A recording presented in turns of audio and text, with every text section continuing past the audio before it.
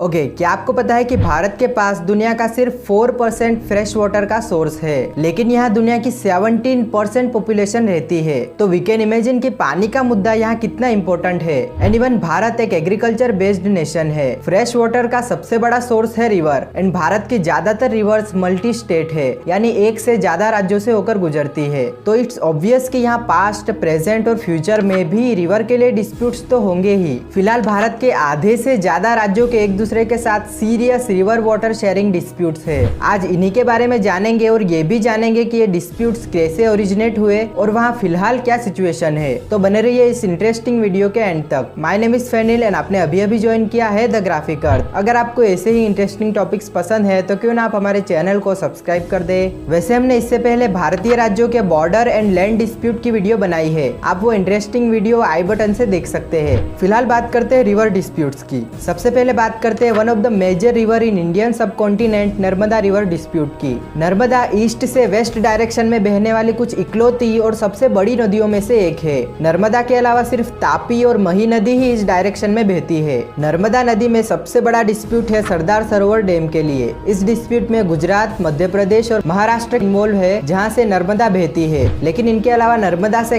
कई किलोमीटर दूर राजस्थान भी अपने साउथ वेस्टर्न सूखे डिस्ट्रिक्ट्स के लिए नर्मदा के पानी की मांग करता है। सो वी हैव 4 स्टेट्स जो नर्मदा के लिए लड़ रहे हैं। फर्स्ट ऑफ ऑल नर्मदा की जियोग्राफी की बात करें तो नर्मदा मध्य प्रदेश के अनूपपुर डिस्ट्रिक्ट के अमरकंटक से शुरू होती है और एमपी के करीबन 12 डिस्ट्रिक्ट से होती हुई सतपुरा और विंध्य पर्वतमाला के बीच से वैली बनाते हुए बहती है। मध्य प्रदेश में नर्मदा 1077 किलोमीटर का अंतर काट कर महाराष्ट्र के नंदुरबार डिस्ट्रिक्ट की बॉर्डर से होते हुए गुजरात में नर्मदा, वडोदरा और भरूच डिस्ट्रिक्ट से बहते हुए अरेबियन सी में मिलती है। मीन्स की टोटल 1312 किलोमीटर लंबी नर्मदा भारत की 5वीं सबसे लंबी नदी है। नर्मदा और उसकी 41 छोटी बड़ी सहायक नदियां टोटल 98,796 स्क्वायर किलोमीटर का बड़ा रिवर बेसिन बनाती है, जिसमें भारत की करीबन 1.6 करोड़ की आबादी रहती है। नर्मदा नदी में ह्यूज वाटर रिसोर्स पोटेंशियल है, करीबन 40 अरब cubic metre average annual flow, और एस्टिमेशन के मुताबिक ये रावी, बियास और सतलुज नदियों के कंबाइंड एनुअल फ्लो से भी ज्यादा है। एक्चुअली नर्मदा नदी पर एक बड़ा डैम बनाया जाए, ये हमारे देश के पहले डेप्यूटी प्राइम मिनिस्टर वल्लभ भाई पटेल का सपना था और 1961 में पीएम जवाहरलाल नेहरू ने सरदार सरोवर डैम की नींव भी रखी थी। लेकिन कंस्ट्रक्शन स्टार्ट नहीं हुआ क्योंकि नर्मदा के अपर स्ट्रीम स्टेट्स महाराष्ट्र और मध्य प्रदेश ने इसका विरोध किया, क्योंकि उनके मुताबिक गुजरात में बड़ा डैम बनने से उनको तो सिंचाई के लिए लाभ नहीं होगा और तो और ये डैम उनकी टेरिटरी का एक बड़ा इलाका डुबा देगा। राज्यों के बीच नेगोशिएशन के लिए कई बातचीत चली, लेकिन कोई सॉल्यूशन नहीं हो पाया और आखिरकार गुजरात ने इसके सॉल्यूशन के लिए गवर्नमेंट को एक अलग ट्रिब्यूनल बनाने की मांग की। 1969 में इंटरस्टेट वाटर डिस्प्यूट एक्ट के बेसिस पर नर्मदा वाटर डिस्प्यूट ट्रिब्यूनल बनाई गई। ट्रिब्यूनल बनाने के बाद भी 10 सालों तक डिस्प्यूट चला और आखिरकार दिसंबर 1979 में एनडब्ल्यूडीटी ने अवार्ड यानी फैसला सुनाया कि डैम के कारण अफेक्ट होने वाले तीनों स्टेट्स के लोगों का रीसेटलमेंट का सारा खर्चा गुजरात को करना होगा और सभी हिस्टोरिक साइट्स और मंदिरों को भी डूबने से बचाने के लिए रिलोकेट करना होगा। सरदार सरोवर के पानी और हाइड्रो पावर का भी बंटवारा किया गया, जिसमें 22 अरब क्यूबिक मीटर पानी मध्य प्रदेश को, 11 अरब क्यूबिक मीटर पानी गुजरात को और 30 करोड़ क्यूबिक मीटर पानी महाराष्ट्र को मिलेगा। इसी के साथ टोटल हाइड्रो पावर जनरेशन में से 57% मध्य प्रदेश को, 27% महाराष्ट्र को और 16% पावर गुजरात को मिलेगा। दोस्तों, इस अवार्ड की यूनिकनेस ये है कि इसमें राजस्थान को भी 61 करोड़ क्यूबिक मीटर पानी एलोकेट किया गया, जिसका नर्मदा से कोई कनेक्शन नहीं है। ये पानी नर्मदा केनाल द्वारा राजस्थान के सूखे से प्रभावित डिस्ट्रिक्ट्स बाड़मेर और जालोर तक पहुंचेगा। 2017 में इस डैम का उद्घाटन किया गया, जो कि दुनिया के one of the biggest dams में से एक बना, जिसकी लेंथ 1.2 किलोमीटर और डेप्थ 163 मीटर है।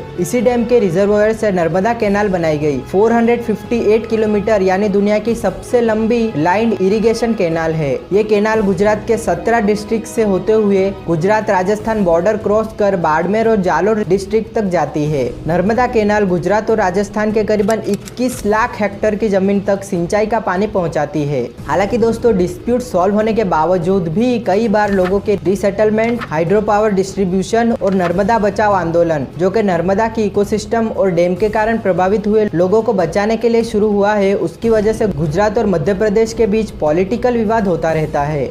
नेक्स्ट बात करते हैं literally like century old Kaveri river dispute between Karnataka and Tamil Nadu. हालांकि बड़ा विवाद इन दो राज्यों के बीच ही है, लेकिन कावेरी रिवर बेसिन में इनके अलावा केरला और पुडुचेरी भी आते हैं और वो भी अपने हिस्से के पानी पर स्ट्रॉन्गली क्लेम करते हैं। 802 किलोमीटर लंबी कावेरी नदी को साउदर्न इंडिया की गंगा कहा जाता है। कर्नाटका में कावेरी नदी का इनफ्लो 11 अरब क्यूबिक मीटर है, जबकि तमिलनाडु में 7 अरब क्यूबिक मीटर। कर्नाटका इसी इनफ्लो के बेस पर अपने हिस्से के अधिक पानी की मांग करता है। एक्चुअली कावेरी डिस्प्यूट का मेन रीजन है 1892 और 1924 में मद्रास प्रेसिडेंसी और किंगडम ऑफ मैसूर के बीच कावेरी वाटर के शेयरिंग के लिए साइन हुए 2 एग्रीमेंट्स, जिनके मुताबिक कावेरी नदी के टोटल पानी में से तमिलनाडु को 15 अरब क्यूबिक मीटर और कर्नाटका को 5 अरब क्यूबिक मीटर पानी मिलता है। कर्नाटका के मुताबिक इंडिपेंडेंस से पहले हुए एग्रीमेंट पूरी तरह इनवैलिड और मद्रास प्रेसिडेंसी के फेवर में है। इसीलिए कर्नाटका चाहता है कि फिर से रीनेगोशिएशन सेटलमेंट हो और दोनों राज्यों को बराबर पानी बांटा जाए। जबकि दूसरी तरफ तमिलनाडु का कहना है कि तमिलनाडु में कावेरी नदी के आसपास 12,000 स्क्वायर किलोमीटर का एरिया पहले ही डेवलप हो चुका है और वहाँ के लोग पूरी तरह कावेरी नदी पर डिपेंडेंट है। अगर फिलहाल के वाटर शेयरिंग पैटर्न में कुछ भी चेंज आया तो उसका सीधा असर लाखों किसानों की आजीविका पर होगा। एक्चुअली इंडिपेंडेंस से पहले ये डिस्प्यूट सिर्फ मैसूर यानी कर्नाटका और मद्रास यानी तमिलनाडु के बीच ही था, लेकिन इंडिपेंडेंट के बाद 1956 में स्टेट रीऑर्गेनाइजेशन एक्ट हुआ और स्टेट बाउंड्रीज बनी।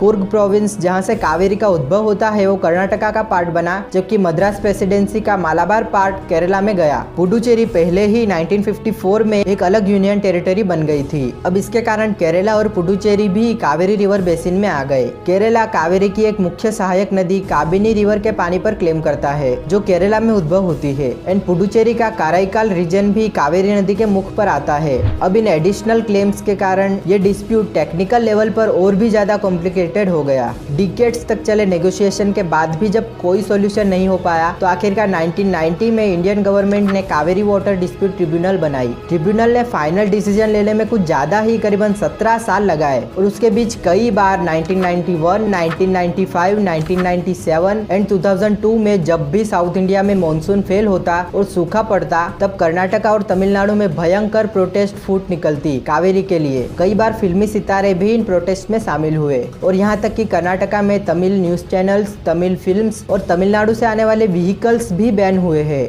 बड़े लंबे इंतजार के बाद 2007 में CWDT ने फाइनल अवार्ड अनाउंस किया, जिसमें तमिलनाडु को 11 अरब क्यूबिक मीटर, कर्नाटका को 7.5 अरब क्यूबिक मीटर, केरला को 84 करोड़ क्यूबिक मीटर और पुडुचेरी को 19 करोड़ क्यूबिक मीटर पानी एलोकेट किया गया। हालांकि यहाँ डिस्प्यूट एंड नहीं हुआ, क्योंकि दोनों ही कर्नाटका और तमिलनाडु इस रिपोर्ट से नाखुश थे। दोनों ने कई बार सुप्रीम कोर्ट में पिटीशन फाइल की और कई बार उनका SC में सामना भी हुआ। 2018 में सुप्रीम कोर्ट ने तमिलनाडु के हिस्से का 41 करोड़ क्यूबिक मीटर पानी कर्नाटका को देने का निर्णय किया। इन रिसेंट कर्नाटका ने रामनगरा डिस्ट्रिक्ट में कावेरी नदी पर मेकेदातु प्रोजेक्ट का प्लान बनाया है, जो बेंगलुरु सिटी की वाटर डिमांड पूरी करेगा और 400 मेगावाट्स बिजली भी प्रोड्यूस करेगा। तमिलनाडु ने सुप्रीम कोर्ट में इस प्लान का स्ट्रॉन्ग अपोज किया है, सो ये डिस्प्यूट फिलहाल भी चल ही रहा है। चलिए वेस्ट और साउथ के बाद अब बात करते हैं नॉर्थ इंडिया की। यहाँ रावी बियास रिवर डिस्प्यूट और सतलुज यमुना लिंक कैनाल का इशू इंटरकनेक्टेड है। 1960 में इंडिया एंड पाकिस्तान के बीच इंडस वाटर ट्रीटी साइन हुई, जिसमें अब भारत सिंधु रिवर सिस्टम की 3 पूर्वी नदियां रावी, बियास और सतलुज नदी को कंट्रोल करेगा, जबकि पाकिस्तान 3 पश्चिमी नदियां चिनाब, झेलम और सिंधु नदी को कंट्रोल करेगा। वैसे भारतीय राज्यों के बीच 1948 में ही भाखड़ा नंगल प्रोजेक्ट से सतलुज नदी का इश्यू तो सॉल्व हो चुका था, बचा था रावी और बियास नदी के एक्स्ट्रा पानी का इश्यू। 1955 में यूनाइटेड पंजाब, राजस्थान और जम्मू कश्मीर ने एग्रीमेंट साइन किया, जिसमें रावी बियास के टोटल 19 अरब क्यूबिक मीटर पानी में से यूनाइटेड पंजाब को 8 अरब क्यूबिक मीटर, राजस्थान को 9 अरब क्यूबिक मीटर, जबकि जम्मू कश्मीर को 17 लाख क्यूबिक मीटर पानी एलोकेट किया गया। सब कुछ सही चल रहा था, लेकिन 1966 में यूनाइटेड पंजाब से हरियाणा को अलग स्टेट बनाया गया एंड इसके बाद वाटर शेयरिंग का इश्यू उभरा।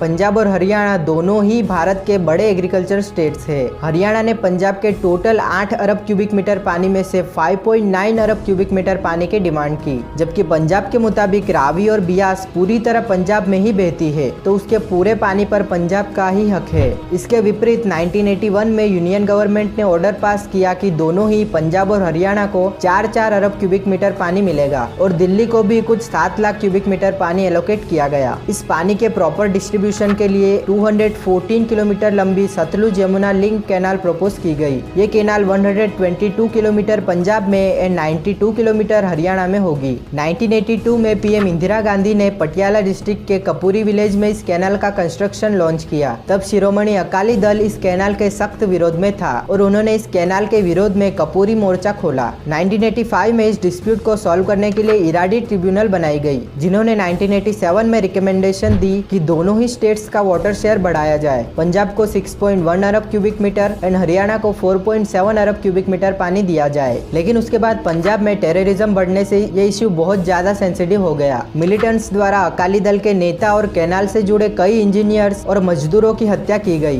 वायलेंस बढ़ने के कारण पंजाब ने कैनाल का कंस्ट्रक्शन रोक दिया। 2002 में सुप्रीम कोर्ट ने कैनाल के कंस्ट्रक्शन को फिर से शुरू करने के लिए कहा, लेकिन पंजाब गवर्नमेंट ने इसका विरोध किया। 2004 में एससी ने कैनाल के कंस्ट्रक्शन वर्क को पंजाब गवर्नमेंट के हाथ से सेंट्रल पब्लिक वर्क डिपार्टमेंट को देने का निर्णय किया, लेकिन यह फैसला अमल में आता उससे पहले ही पंजाब लेजिस्लेटिव असेंबली ने Punjab termination of agreement act 2004 पास किया, जिसमें पंजाब ने अपने पड़ोसी राज्यों से किए सभी वाटर एग्रीमेंट्स को रद्द कर दिया। यह स्टेप बहुत बड़ा था, जिसके कारण प्रेसिडेंट एपीजे अब्दुल कलाम जी ने बिल को सुप्रीम कोर्ट में रिफर किया इस बिल की लीगैलिटी चेक करने के लिए। 2016 आते आते पंजाब गवर्नमेंट ने कैनाल के कंस्ट्रक्शन के लिए ली गई जमीन उनके ओनर्स को वापस करना भी शुरू कर दिया। और यहाँ दूसरी तरफ हरियाणा में कैनाल का 92 किलोमीटर का हिस्सा कंप्लीट हो चुका है, जिसके कारण यह इशू पॉलिटिकली काफी सीरियस हो चुका है। एक्चुअली पंजाब के मुताबिक रावी और बियास के पानी का फ्लो कम हो रहा है, पहले ही राज्य वाटर क्राइसिस से गुजर रहा है और कुछ रिपोर्ट्स के मुताबिक 2029 तक पंजाब के कुछ इलाके सूखे पड़ जाएंगे। दूसरी तरफ हरियाणा के मुताबिक उनको भी इरिगेशन के लिए पानी प्रोवाइड करने में मुश्किलें आ रही है। हरियाणा के भी कुछ इलाकों में ग्राउंड वाटर लेवल कम होने के कारण ड्रिंकिंग वाटर प्रोवाइड करने में प्रॉब्लम्स आ रही है। सो प्रॉब्लम्स तो दोनों तरफ ही है, तो देखते हैं इस इश्यू का क्या सॉल्यूशन निकलता है। ओके, नेक्स्ट बात करते हैं कृष्णा और गोदावरी रिवर्स की। दोनों ही नदियां मल्टी स्टेट्स है और 3 से ज्यादा राज्यों से होकर गुजरती है, तो ऑब्वियसली डिस्प्यूट तो होगा ही। दोनों रिवर्स के डिस्प्यूट को सॉल्व करने के लिए 1969 में एक कॉमन ट्रिब्यूनल बनाया गया था। 1400 किलोमीटर लंबी कृष्णा रिवर महाबलेश्वर से शुरू होकर महाराष्ट्र, कर्नाटका एंड फिर तेलंगाना और आंध्र प्रदेश के बीच की बाउंड्री से होती हुई बे ऑफ बंगाल में मिलती है। कृष्णा रिवर बेसिन इन 4 स्टेट्स के टोटल एरिया में से 33% एरिया कवर करता है। एक्चुअली कृष्णा रिवर का डिस्प्यूट काफी लंबे समय से चल रहा है। पहले ये हैदराबाद और मैसूर प्रोविंस के बीच था और बाद में वो महाराष्ट्र, कर्नाटका और आंध्र प्रदेश के बीच हुआ। 1969 में ट्रिब्यूनल बना और 1973 में डिस्प्यूट का सॉल्यूशन निकाला गया कि कृष्णा रिवर के टोटल 58 अरब क्यूबिक मीटर पानी में से 15 अरब क्यूबिक मीटर पानी महाराष्ट्र को, 19 अरब क्यूबिक मीटर पानी कर्नाटका को एंड 22 अरब क्यूबिक मीटर पानी यूनाइटेड आंध्र प्रदेश को एलोकेट किया गया। लेकिन फिर 2014 में आंध्र प्रदेश से तेलंगाना को अलग स्टेट बनाया गया। फिर आंध्र प्रदेश ने मांग की KWDT में तेलंगाना को एक अलग पार्टी बनाया जाए और ट्रिब्यूनल द्वारा फिर से पानी बांटा जाए, जिसका अपस्ट्रीम स्टेट्स महाराष्ट्र और कर्नाटका ने विरोध किया कि तेलंगाना आंध्र प्रदेश से ही अलग हुआ है तो सिर्फ आंध्र प्रदेश के हिस्से का पानी ही बांटा जाए। अलग होने के बाद दोनों ही तेलुगु स्टेट्स आंध्र प्रदेश और तेलंगाना ने टेम्पररी बेसिस पर 66:34 के रेशियो में वाटर शेयरिंग के लिए एग्री हुए थे। यानी अब 14 अरब क्यूबिक मीटर पानी आंध्र प्रदेश को जबकि 8.4 अरब क्यूबिक मीटर पानी तेलंगाना को मिलेगा। लेकिन तेलंगाना 50-50 शेयर की मांग कर रहा था। कृष्णा रिवर के लिए मेन डिस्प्यूट भी तेलंगाना और आंध्र प्रदेश के बीच ही है। नदी के फिलहाल के सारे प्रोजेक्ट्स जुलारा, नागार्जुन सागर, पुलिचिंताला एंड श्रीशैलम, ये दोनों स्टेट एक थे तभी बने थे। स्टेट्स के डिवाइड होने के बाद इनके ऑपरेशन और पानी के डिस्ट्रीब्यूशन के लिए विवाद बढ़ गया। एक्चुअली श्रीशैलम रिजर्वोयर से आंध्र प्रदेश के सूखे से प्रभावित रीजन रायलसीमा को पानी मिलता है। And even Telugu Ganga project के द्वारा कृष्णा रिवर का पानी चेन्नई सिटी तक भी पहुंचता है। बट इतनी दूर तक पानी पहुंचाने के लिए श्रीशैलम रिजर्वोयर में मिनिमम 881 फीट पानी होना बहुत जरूरी है। लेकिन आंध्र प्रदेश का आरोप है कि तेलंगाना हाइड्रो पावर जनरेशन के लिए बहुत ज्यादा पानी यूज करता है, जिससे कभी कभी पानी का लेवल 854 फीट तक पहुंच जाता है। वहीं तेलंगाना के मुताबिक उन्हें हाइड्रो पावर की जरूरत है अपने नेटेमपडू, भीमा, कोयल सागर एंड कलवा कुर्थी लिफ्ट इरिगेशन प्रोजेक्ट के ऑपरेशन के लिए। दोनों ही स्टेट्स एक दूसरे के प्रोजेक्ट को इलीगल बताकर उनका विरोध करते हैं और 2015 में दोनों राज्यों की पुलिस फोर्सेस के बीच नागार्जुन सागर डैम पर क्लैशेस भी हो चुके हैं एंड अब यह मामला सुप्रीम कोर्ट तक पहुंच चुका है। उसी तरह गोदावरी, भारत की दूसरी सबसे लंबी नदी गोदावरी का बेसिन महाराष्ट्र, तेलंगाना, छत्तीसगढ़, ओडिशा और आंध्र प्रदेश में आता है। गोदावरी पर different projects, hydro power generation and irrigation के पानी के लिए रिपेरियन स्टेट्स के बीच डिस्प्यूट्स है। लेकिन लेकिन इनमें भी मेजर डिस्प्यूट इन दो तेलुगु स्पीकिंग स्टेट्स के बीच ही है। Okay, let's move towards Mahanadi. Eastern India की one of the biggest river में से एक 900 किलोमीटर लंबी महानदी छत्तीसगढ़ में ओरिजिनेट होती है और ओडिशा से होते हुए बे ऑफ बंगाल में मिलती है। हालांकि महानदी बेसिन का कुछ हिस्सा मध्य प्रदेश, महाराष्ट्र और झारखंड में भी आता है। महानदी के लिए छत्तीसगढ़ और ओडिशा के बीच सीरियस डिस्प्यूट है। एक्चुअली 1983 में ओडिशा और यूनाइटेड मध्य प्रदेश के सीएम्स महानदी के डिस्प्यूट को सॉल्व करने के लिए ज्वाइंट कंट्रोल बोर्ड बनाने के लिए एग्री हुए थे, जिससे समय समय पर सर्वे, इन्वेस्टिगेशन और प्लानिंग से इंटरस्टेट इरिगेशन और पावर प्रोजेक्ट्स पर काम किया जा सके। फिर 2000 में छत्तीसगढ़ मध्य प्रदेश से अलग हो गया एंड अब ये डिस्प्यूट शुरू हुआ छत्तीसगढ़ और ओडिशा के बीच। 2016 में ओडिशा ने सुप्रीम कोर्ट में कंप्लेन की कि छत्तीसगढ़ में मौजूद टॉन्स ऑफ बैरेजेस और डैम्स के कारण ओडिशा में महानदी का फ्लो काफी घट रहा है, जिससे ओडिशा में फार्मिंग, इंडस्ट्री और इकोलॉजी पर पूरा प्रभाव हो रहा है। छत्तीसगढ़ में फिलहाल महानदी और उसकी सहायक नदियों पर करीबन 2000 बैरेजेस है। ओडिशा के मुताबिक अगर ये सभी बैरेजेस साथ में ऑपरेट हो तो ओडिशा में महानदी का फ्लो ऑलमोस्ट जीरो हो जाएगा। डिस्प्यूट का मेन रीजन है ओडिशा के संबलपुर डिस्ट्रिक्ट में स्थित हीराकुंड डैम और रिजर्वोयर। महानदी का पानी बड़ी मात्रा में हीराकुंड में संग्रह किया जाता है। हीराकुंड में आते टोटल वाटर में से 90% छत्तीसगढ़ से आता है, जबकि सिर्फ 10% ओडिशा से। हीराकुंड के पानी से ही ओडिशा के most of irrigation, thermal power plant, industries और हाइड्रो पावर जनरेट किया जाता है। इसलिए ओडिशा महानदी के लिए काफी सीरियस है। ओडिशा का आरोप है कि छत्तीसगढ़ इलीगली महानदी पर बैरेजेस बना रहा है ताकि वो अपनी इंडस्ट्रीज को पानी प्रोवाइड कर सके, लेकिन रियलिटी तो ये है कि दोनों ही स्टेट्स महानदी के पानी का एक बड़ा पोर्शन अपनी थर्मल इंडस्ट्रीज को सप्लाई करते हैं। डिस्प्यूट को सॉल्व करने के लिए 2018 में ट्रिब्यूनल बनाया गया है, लेकिन अभी तक कोई सॉल्यूशन नहीं हो पाया है। तो लेट्स वेट एंड वॉच कि क्या डिसीजन आता है। एंड दोस्तों लास्ट है 3 स्मॉल रिवर्स महादाई, वंशाधरा और पेरियार। तीनों रिवर्स के लिए दो स्टेट्स के बीच डिस्प्यूट है। फर्स्टली महादाई रिवर की बात करें तो 111 किलोमीटर लंबी ये नदी कर्नाटक के एक वेस्टर्न घाट से ओरिजिनेट होती है और गोवा के नॉर्थ गोवा डिस्ट्रिक्ट से होती हुई अरेबियन सी में मिलती है। एक्चुअली कर्नाटका महादाई नदी का पानी कृष्णा रिवर की सहायक नदी मल्लाप्रभा में डाइवर्ट करना चाहता है। नंबर ऑफ कैनाल्स, डैम्स और बैरेजेस बनाकर वो महादाई नदी के पानी का यूज अपने सूखे से प्रभावित बागलकोट, गडग और धारवाड़ डिस्ट्रिक्ट में कर सकता है।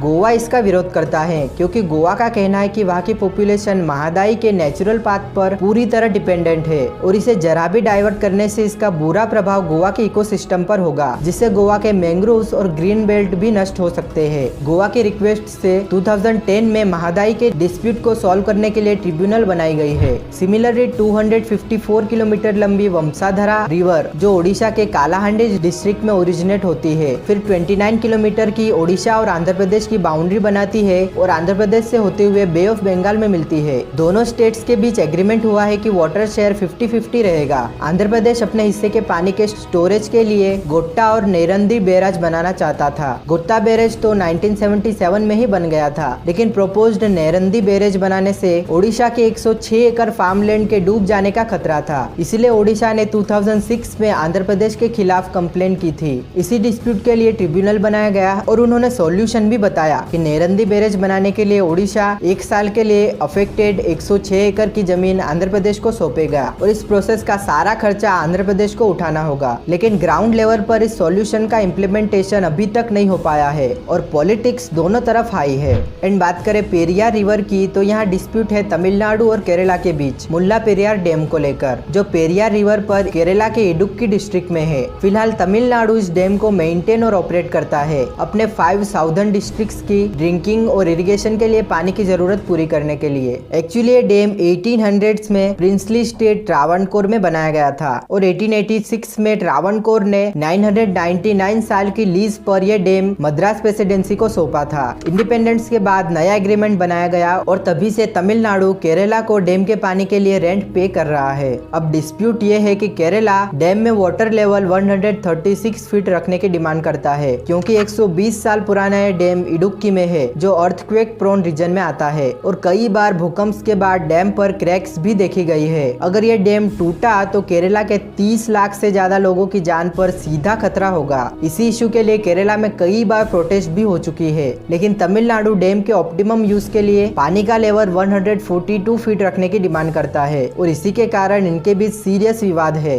और दोस्तों लास्ट अगर गंगा नदी की बात करें तो उसके लिए स्टेट्स के बीच तो कोई मेजर इशू नहीं है, बट बिहार नेपाल पर आरोप लगाता है कि नेपाल के अनइवन वाटर रिलीज से वहां हर साल मॉनसून फ्लड्स आते हैं, जबकि उसी तरह बांग्लादेश भी भारत पर आरोप लगाता है। So that's quite complicated. तो बस दोस्तों, ये हो गए सारे इंटरस्टेट रिवर डिस्प्यूट्स। वीडियो थोड़ी लंबी थी, लेकिन आई होप कि आपको बहुत सारी नई और इंटरेस्टिंग जानकारी मिली होगी। अगर हाँ, तो इस वीडियो को लाइक करें, शेयर करें और हमारे चैनल को सब्सक्राइब करें हमारे वर्क को सपोर्ट करने के लिए। यहाँ क्लिक कर हमारी अगली वीडियो भी जरूर देखिए। फिलहाल के लिए इतना ही। वीडियो एंड तक देखने के लिए आपका बहुत बहुत धन्यवाद। तो मिलते हैं अगली वीडियो में, तब तक के लिए गुड बाय।